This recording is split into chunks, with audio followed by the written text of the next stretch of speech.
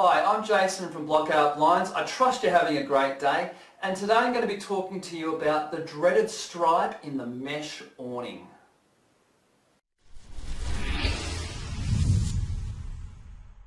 What the hell am I talking about, you say? Well, let's have a look at this first photo I have here where you can see an awning hanging on the right hand side there in the picture, and as you can see through the awning. That's because we've used a mesh material. What you might also notice is you've got these two vertical stripes running down on both the right and the left side, about 500 mm in. Now why is this? Well, fabrics only come in certain widths, and until the last 2 or 3 or 4 years, the maximum width used to be around about 2.1 metres. Now what that meant, for any blind wider than 2.1 metres, they would have to use the 2.1 metre width in the middle, and then they use another piece of fabric and they put a piece on each end, hence needing to join the fabric.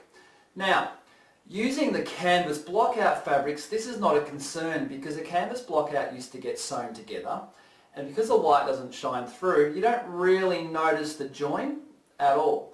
However, with the mesh awnings, because the light shines through, you now have a double thickness where the join is and a single thickness where there's no join, and so less light comes through, making the line really, really visible. And look, to be honest, we want to avoid it if we can because it doesn't look that great. So what do? Well, here's some things to consider. Point 1, make sure that you're aware that once your awnings go to a certain width, you may need a join. Now, all the fabrics we use these days, well, 90% of them, come in up to 3 to 3.1 metre widths, which means unless your blind is really big, more than 3.1 metres, you won't need to get a join.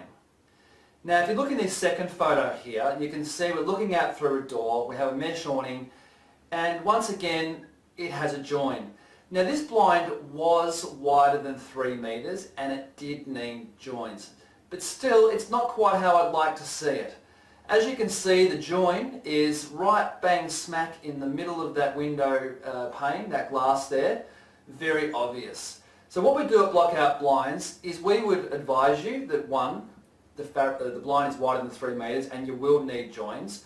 2, we'll put the joins where you want them, and 3, we'll make the joins evenly spaced. We won't just put a random join, halfway to the left or the right just to cut costs. So what we do in this case is, obviously the customer had a door or something there in the middle, and you can't see it in the photo, but there's another pane of glass to the right. We would have measured the window and made sure that the joins, 2 of them, lined up with the frame of the door. So while not ideal having joins, at least the joins line up with the frame of the window. They're not they're not in the middle of the glass and are not as obvious. So look, that's all about mesh awnings and joins. A few things to consider, and you really need a really trained professional quoting you to make sure you avoid these sort of situations.